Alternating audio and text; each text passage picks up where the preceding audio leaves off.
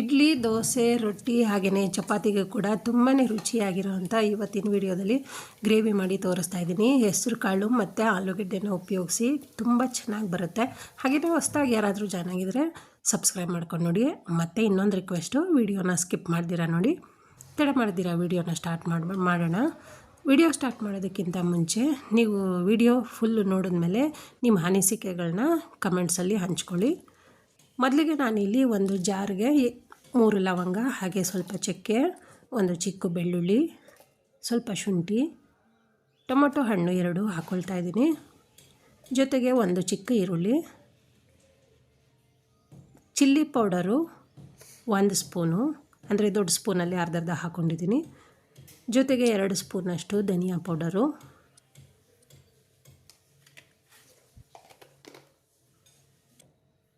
1 ಸ್ಪೂನಷ್ಟು ಹುರಿಗಡಲೆ,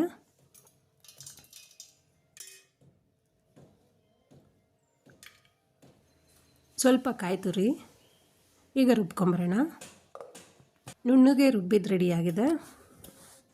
ತುಂಬಾ ಫಾಸ್ಟಾಗಿ ಆಗೋವಂಥ ಗ್ರೇವಿ. ಹಾಗೆಯೇ ನಾನು ಹೆಸರು ಕಾಳನ್ನ ಮೊಳಕೆ ಕಟ್ಟಿ ಮಾಡಿದ್ದೀನಿ. ನೀವು ಒಂದು ಸಲ ಟ್ರೈ ಮಾಡಿ, ತುಂಬಾ ಚೆನ್ನಾಗಿ ಬರುತ್ತೆ ಮತ್ತು ಬೇಗನೂ ಆಗಿಬಿಡುತ್ತೆ. ಬೆಳಗಿನ ಬ್ರೇಕ್ಫಾಸ್ಟ್ಗಂತೂ ದಿಢೀರಂತ ಮಾಡ್ಕೊಬೋದು. ಒಂದು ಕುಕ್ಕರಲ್ಲಿ ಸ್ವಲ್ಪ ಎಣ್ಣೆನ ಹಾಕ್ಕೊತಾ ಇದ್ದೀನಿ. ಜೊತೆಗೆ ಒಗ್ಗರಣೆಗೆ 1 ಈರುಳ್ಳಿ ಹಾಕಿ 1 ನಿಮಿಷ ಫ್ರೈ ಮಾಡ್ಕೊಂಡಿದ್ದೀನಿ. ಈರುಳ್ಳಿ 1 ನಿಮಿಷ ಫ್ರೈ ಆದಮೇಲೆ ಚಿಕ್ಕದಾಗಿ ಕಟ್ ಮಾಡ್ಕೊಂಡಿರೋಂಥ ಆಲೂಗಡ್ಡೆನ ಹಾಕ್ಕೊತಾ ಇದ್ದೀನಿ.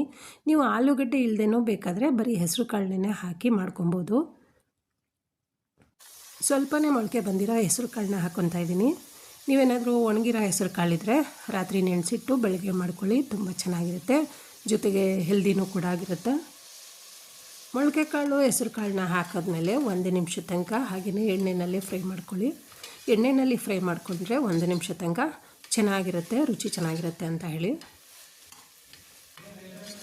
ಹಾಗೆಯೇ ಹೊಸದಾಗಿ ಯಾರಾದರೂ ನೋಡ್ತಿದ್ರೆ ಮತ್ತೆ ಹೇಳ್ತಾ ಇದ್ದೀನಿ, ಸಬ್ಸ್ಕ್ರೈಬ್ ಮಾಡ್ಕೊಂಡು ನೋಡಿ. ಹಾಗೆಯೇ ದಯವಿಟ್ಟು ಕೊನೆಯಲ್ಲಿ ವಿಡಿಯೋ ಇಷ್ಟ ಆದರೆ ಲೈಕ್ ಮಾಡೋದು ಮಾತ್ರ ಮರಿಬೇಡಿ. ಈಗ ರುಬ್ಬಿರೋ ಅಂಥ ಮಸಾಲೆನ ಹಾಕ್ಕೊಳ್ಳೋಣ. ಮಸಾಲೆನ ಹಾಕ್ಕೊಂಡಾದ್ಮೇಲೆ ಜಾರಲ್ಲೂ ಸ್ವಲ್ಪ ಮಸಾಲೆ ಇರುತ್ತಲ್ವ, ಹಾಗಾಗಿ ಸ್ವಲ್ಪ ನೀರನ್ನು ಹಾಕ್ಕೊಂಡು ಆ ನೀರು ಮಿಕ್ಸ್ ಮಾಡ್ಕೊಬೇಕು. ನೀವು ಹೊಸದಾಗಿ ಏನಾದರೂ ಅಡುಗೆ ಟ್ರೈ ಮಾಡ್ತಿದ್ರೆ ಈ ರೀತಿ ಒಂದು ಸಲ ಟ್ರೈ ಮಾಡಿ, ತುಂಬಾ ಈಸಿಯಾಗಿ ಮಾಡ್ಕೊಬೋದು ನೀವು. ಮಸಾಲೆ ಹಾಕ್ಕೊಂಡಾದ್ಮೇಲೆ ನೀಟಾಗಿ ಎಲ್ಲ ಮಿಕ್ಸ್ ಮಾಡ್ಕೊಳ್ಳಿ. ಈಗ ಮಿಕ್ಸ್ ಮಾಡ್ಕೊಳ್ಳುವಾಗ ಗಟ್ಟಿ ಅನ್ನಿಸ್ತಾ ಇದೆ, ಹಾಗಾಗಿ ಸ್ವಲ್ಪ ನೀರನ್ನ ಹಾಕ್ಕೊಬೇಕು.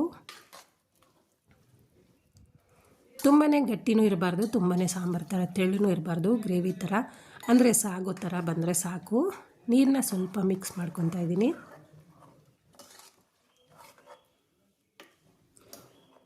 ನೋಡಿ, ಕರೆಕ್ಟಾಗಿದೆ. ಈಗ ಸಾಕು ಅನ್ನಿಸ್ತಾ ಇದೆ. ಇವಾಗ ರುಚಿಗೆ ತಕ್ಕಷ್ಟು ಉಪ್ಪನ್ನ ಹಾಕಿ ಮತ್ತೆ ಮಿಕ್ಸ್ ಮಾಡಿಕೊಂಡು ವಿಷಲ್ನ ಹಾಕಿ 1 ವಿಷಲ್ ಕೂಗಿಸ್ಕೊಂಡ್ರೆ ಸಾಕು. ಯಾಕಂದರೆ ನೆನೆಸಿರೋ ಹೆಸರು ಕಾಳಾಗಿರೋದ್ರಿಂದ ಮತ್ತು ಆಲೂಗಡ್ಡೆನೂ ಇರೋದ್ರಿಂದ ಬೇಗ ಬೆಂದ್ಬಿಡುತ್ತೆ. 1 ವಿಷಲ್ ಮಾತ್ರ ಕೂಗಿಸ್ಕೊಂಡ್ರೆ ಸಾಕು. ವಿಷಲ್ನ ಕ್ಲೋಸ್ ಮಾಡ್ತಾಯಿದ್ದೀನಿ. ಈಗ ಕುಕ್ಕರ್ ವಿಷಲ್ ಓಪನ್ ಮಾಡಿ ತಣ್ಣಗಾದ್ಮೇಲೆ ಓಪನ್ ಮಾಡಿ ತೋರಿಸ್ತಾ ಇದ್ದೀನಿ. ಲಾಸ್ಟಲ್ಲಿ ಸ್ವಲ್ಪ ಕೊತ್ತಂಬರಿನ ಉದುರಿಸ್ಕೊಂಡ್ರೆ ತುಂಬಾ ರುಚಿಯಾಗಿರೋಂಥ ಹೆಸರು ಕಾಳು ಸಾಗು ರೆಡಿ ಆಯಿತು.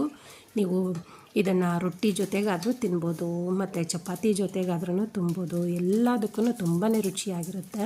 ಜೊತೆಗೆ ಬೇಗನೆ ಆಗೋವಂಥ ರೆಸಿಪಿ. ನೀವು ಒಂದು ಸಲ ಟ್ರೈ ಮಾಡಿ. ಹಾಗೆಯೇ ವಿಡಿಯೋ ಇಷ್ಟ ಆಗಿದರೆ ದಯವಿಟ್ಟು ಲೈಕ್ ಮಾಡೋದನ್ನು ಮಾತ್ರ ಮರಿಬೇಡಿ. ಲೈಕ್ ಮಾಡ್ತೀರಾ ಅಲ್ವಾ? ಮತ್ತು ಮುಂದಿನ ವಿಡಿಯೋದಲ್ಲಿ ಸಿಕ್ಕೋಣ. Thank you.